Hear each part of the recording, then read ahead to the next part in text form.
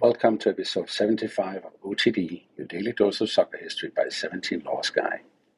It's January 14, 1969, and today is one of those football dates that reads simple on paper, but changes an entire club's gravity. Matt Busby announces that he will step down as manager of Manchester United. And if you want to understand why this is seismic, you have to remember what Manchester United manager means in 1969. It means architect, it means identity. It means a man whose life has been welded to the club's life and whose team has just completed the most emotionally loaded rebuild in modern football, from Munich to Europe. So today we'll do three things. We'll trace Busby's arc from Scottish mining village to Manchester City, to Liverpool captain, to war service, and then to the job that turns him into one of football's defining figures. We'll walk through the two acts of his United reign, the Busby Babes and the Youth Revolution, and then the Munich catastrophe that almost ends everything.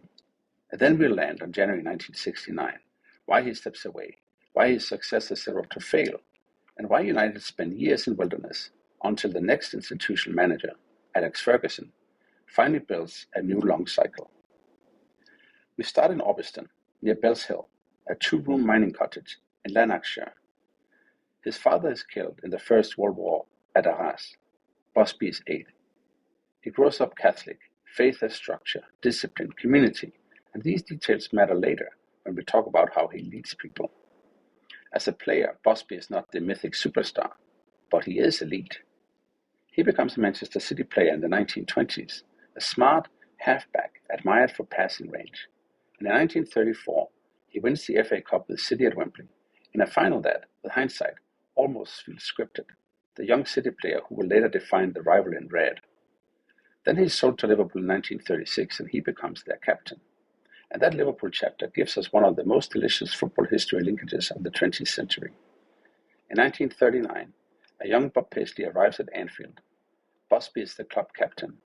And Paisley later says he was grateful for Busby's advice and encouragement, that Busby was a man you could look up to and respect.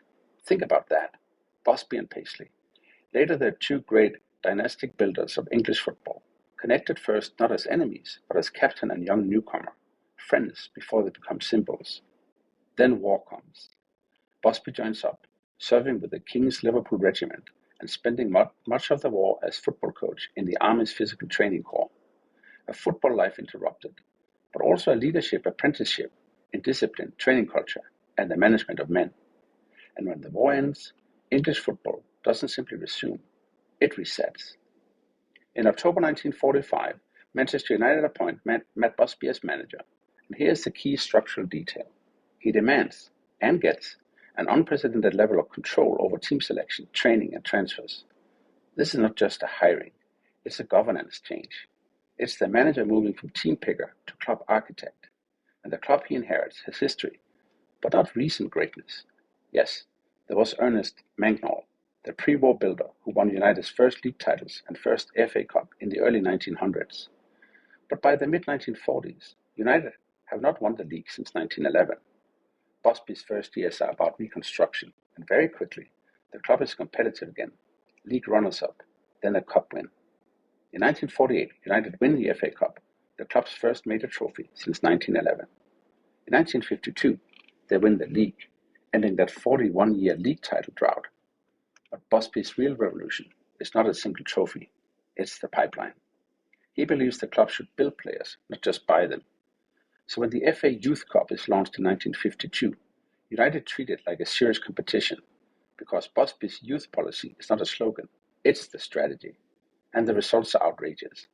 Manchester United win the first 5 FA Youth Cups, 53, 54, 55, 56, and 57. Those youth teams aren't separate from the first team. They're the first team's future arriving early. Duncan Edwards, Bobby Charlton, Eddie Coleman, David Peck, and Liam Whelan. And as these boys grow up, the first team becomes the story, a title-winning side with an average age around 22 years, nicknamed the Busby Babes. United win the league in 1956 and again in 57. Now comes another Busby defining choice, Europe. In 1957, Manchester United become the first English club to compete in the European Cup, despite objections from the Football League, which had prevented Chelsea from entering the year before. That matters because it tells you what kind of leader Busby is. Not only win England, but win the continent, change the club's horizon. And as they travel, they start looking like the future of football. Fast, young, fearless, attacking. Then we get to early February 1958. Reigning champions, reigning the double winners, chasing another title, and still alive in Europe. On February 1st, 1958, United beat Arsenal 5-4 at Highbury, a fantastic match of the time, and tragically the last time that young team plays on English soil. On February 5, they're in Belgrade, where they draw 3-3 with Crvena Zvezda to go through 5-4 in aggregate, back-to-back European Cup semi-finals, the dream alive.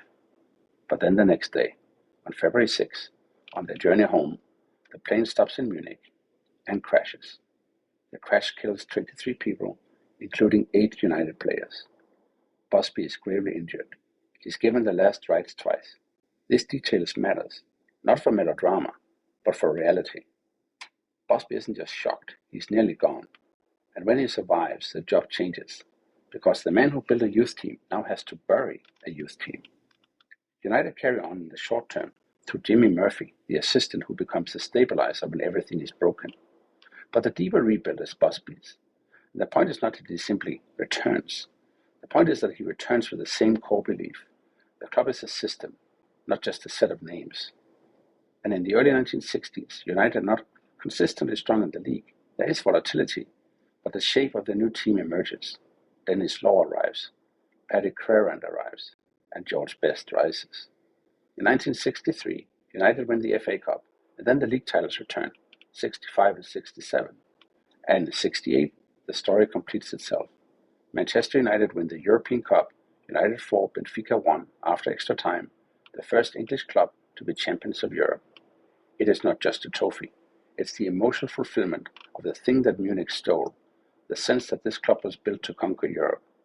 Busby is knighted in 1968, and later, in 72, Pope Paul VI made him a Knight Commander of the Order of St. Gregory the Great, a rare honor that underlines how central his Catholic identity remains to his life. So by 1969, he has lived several football lives: player at City and Liverpool, captain, war coach, rebuilder, youth revolutionary, Munich survivor, and European Cup winner. And then, on this day, January 14, 1969, he calls it time. He announces that he will step down at the end of the season. Busby frames it almost like an institutional fact. The job has become too big for one man, which is true, but the deeper truth is this: when one man is the institution, stepping away isn't a normal succession, it's rupture. Busby names his successor, Wilf McGuinness, a former player turned coach, only 31 years old. But Busby doesn't disappear. He moves upstairs as general manager / director, still present, still influential. This is the classic institutional trap. The successor is asked to be the new leader, while the old leader remains physically and emotionally in the building. McGuinness inherits a silent transition, the George Best increasingly unreliable, and the dressing room politics of a team losing its old anchor. So McGuinness is sacked in late 1970. Busby steps in again, on an interim basis, until a permanent appointment is made. And then United drift.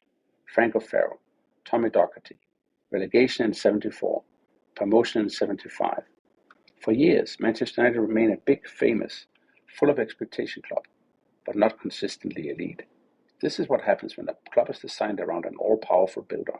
After the builder, you don't just lose results, you lose the operating system.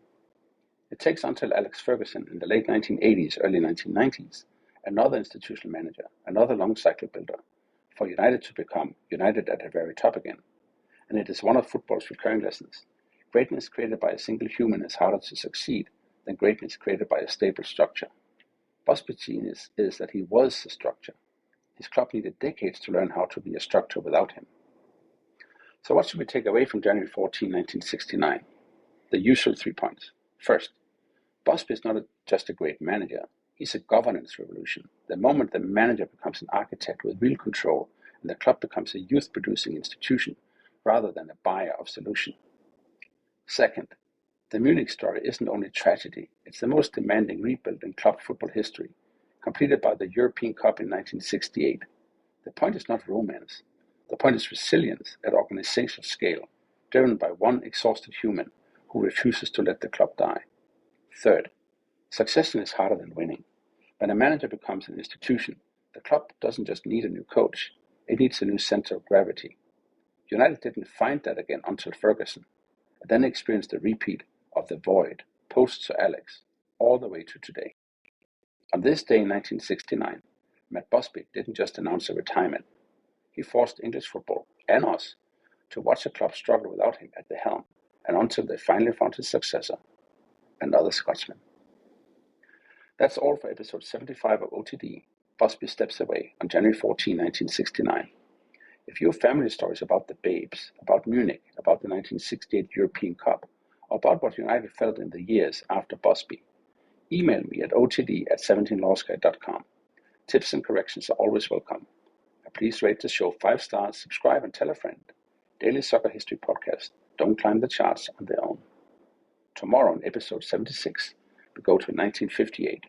Northern Ireland knock Italy out of the World Cup, and international football learns that reputations don't qualify you. See you then.